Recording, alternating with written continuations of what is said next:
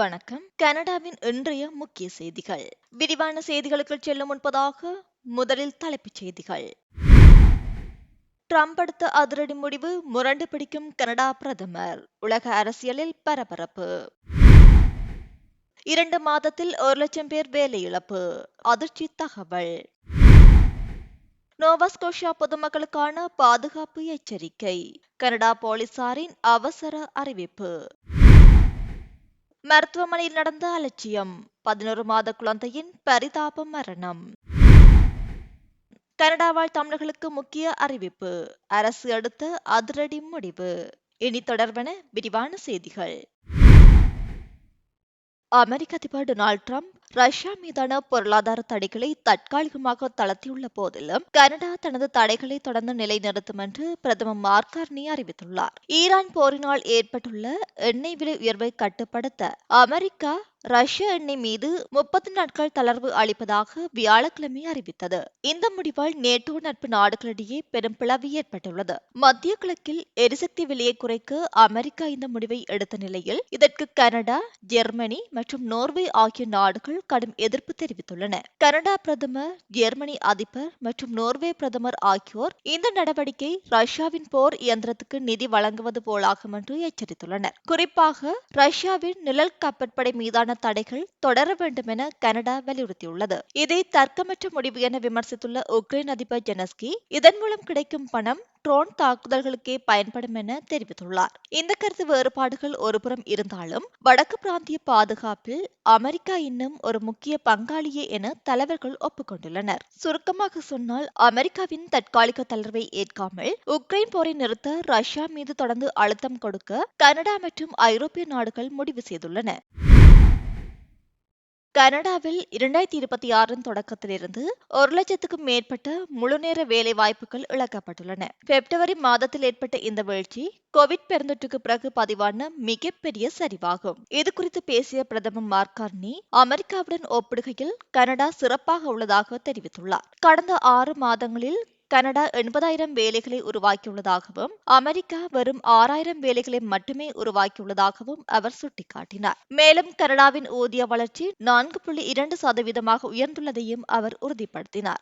அமெரிக்காவின் வர்த்தக கொள்கைகளில் ஏற்பட்டுள்ள மாற்றங்களே இந்த பொருளாதார நெருக்கடிக்கு காரணம் என பிரதமர் தெரிவித்துள்ளார். இருப்பினும் 2025 மார்ச் மாதத்தில் இருந்த 6.8% வேலையின்மையை விட தற்போதைய விகிதம் குறைவுதான் என அவர் சுட்டிக்காட்டியுள்ளார். இதற்கிடையில் எதிர்க்கட்சி தலைவர் பியர் பொலிவரே மற்ற நாடுகள் வரிகளை எதிர்கொண்டாலும் கனடாவின் பொருளாதாரம் மட்டுமே சுருங்குகிறது என அரசை விமர்சித்துள்ளார். USMCA வர்த்தக ஒப்பந்தத்தின் எதிர்காலம் குறித்த நிச்சயமற்ற தன்மையே இந்த பொருளாதார முடக்கத்துக்கு காரணம் என நிபுணர்கள் எச்சரிக்கின்றனர். கனேடிய எதிர்க்கட்சித் தலைவர் பியர் பொலிவரே கனடாவில் தயாரிக்கப்படும் வாகனங்கள் மீதான GST வரியை நீக்கவும் அமெரிக்காவுக்கான வாகன விற்பனை மீதான வர்த்தக வரிகளை ரத்து செய்யவும் புதிய ஆட்டோபேக் திட்டத்தை முன்வைத்துள்ளார். இந்த திட்டம் குறித்த முதற்கட்ட விவரங்களை வின்சரில் வெளியிட்டுள்ள அவர் அமெரிக்க வாகனத்துறையின் தேவைகளை ஆராய்ந்து இந்த திட்டம் வகுக்கப்பட்டுள்ளதாக தெரிவித்துள்ளார். இதன் மூலம் எல்லையின் இருபுறமும் வாகன உற்பத்தியை அதிகரிக்க முடியும் என அவர் நம்பிக்கை தெரிவித்துள்ளார்.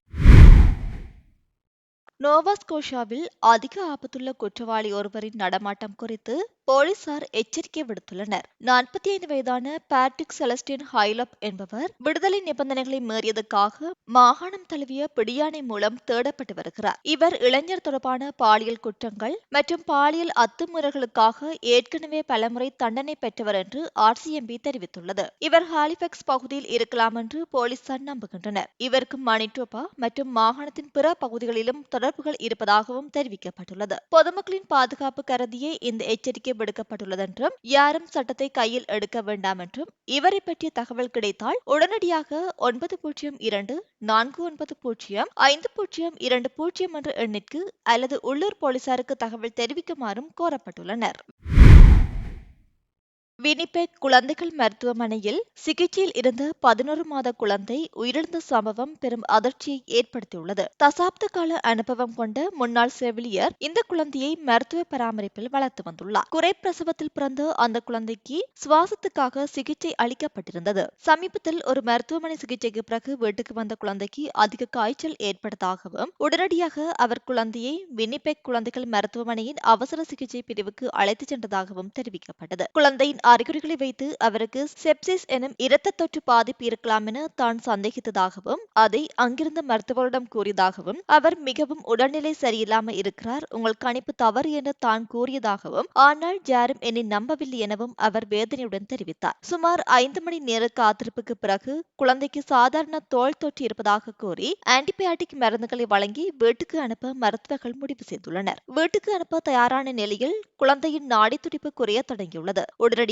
தீவிர சிகிச்சை பிரிவு மருத்துவர்கள் அழைக்கப்பட்டனர். ஆனால் மருத்துவர்கள் வருவதற்குள் குழந்தையின் இதய துடிப்பு நின்றுவிட்டது. CPR சிகிச்சை அளித்தும் பலனின்றி குழந்தை உயிரிழந்ததாக அவர் தெரிவித்துள்ளார்.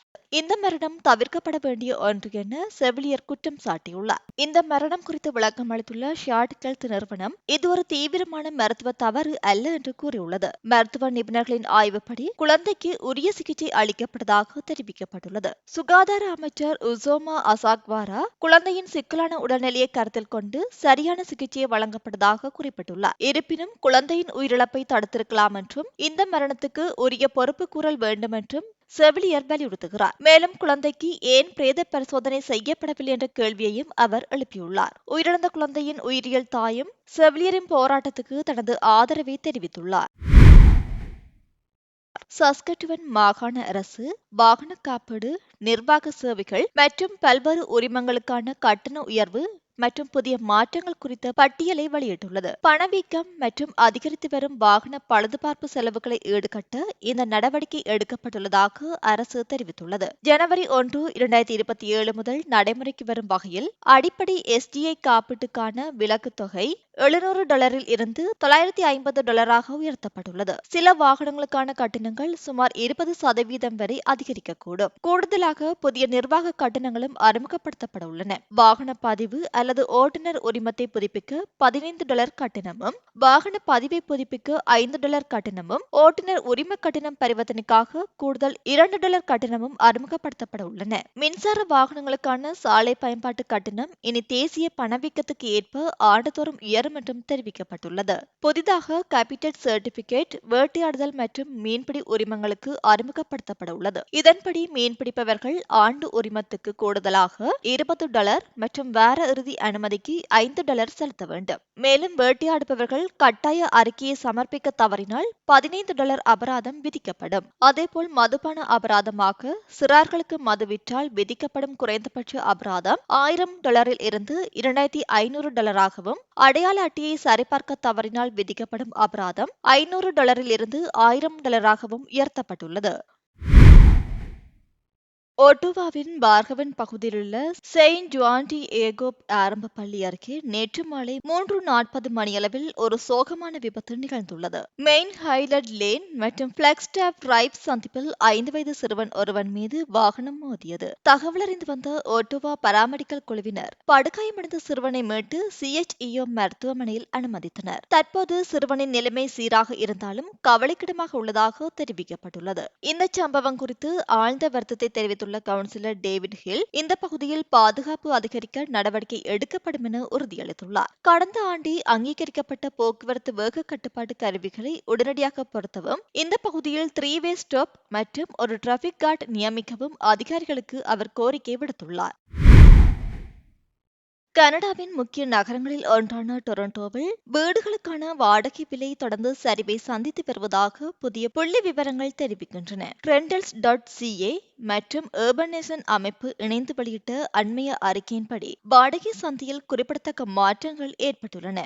பிப்ரவரி மாதத்தில் டொரண்டோவின் சராசரி மாதாந்திர வாடகை $2482 குறைந்துள்ளது. இது கடந்த ஆண்டுகளுடன் ஒப்பிடுகையில் பெரும் வீழ்ச்சியாக கருதப்படுகிறது. 2025 ஆண்டின் இதே காலப்பகுதியுடன் ஒப்பிடுகையில் 5.3 வீத குறைவு. 2024 ஆண்டுடன் ஒப்பிடுகையில் 11.7 வீத குறைவு. குறிப்பாக 2 படுக்கையறை வீடுகளின் வாடகை 7.1 வீதம் வரை சரிந்துள்ளது. சந்தையில் புதிய அடுக்குமாடி குடியிருப்புகள் மற்றும் பிரத்யேகமாக வாடகைக்கு விடப்படும் வீடுகளின் எண்ணிக்கை அதிகரித்துள்ளதே இந்த விலை வீழ்ச்சிக்கு முக்கிய காரணமாக கூறப்படுகிறது. பொதுவாக கோடை காலத்தில் வாடகை உயரும் என்று எதிர்பார்க்கப்படும் நிலையில் கடந்த கோடையில் கூட டொரண்டோவில் விலை அதிகரிக்கவில்லை என்பதும் குறிப்பிடத்தக்கது. தற்போது சந்தையில் அதிகப்படியான வீடுகள் இருப்பதால் 2026 ஆண்டு முழுவதும் விலை உயர்வதற்கான வாய்ப்பு மிக குறைவு என்று Rentals.ca-யின் ஜாக்கமோ லாடஸ் தெரிவித்துள்ளார். மேலும் வீடுகள் காலியாக இருப்பதை தவிர்க்க உரிமையாளர்கள் தற்போது பல்வேறு கவர்ச்சிகரமான சலுகைகளை வழங்கி வருகின்றனர். சில மாதங்களுக்கு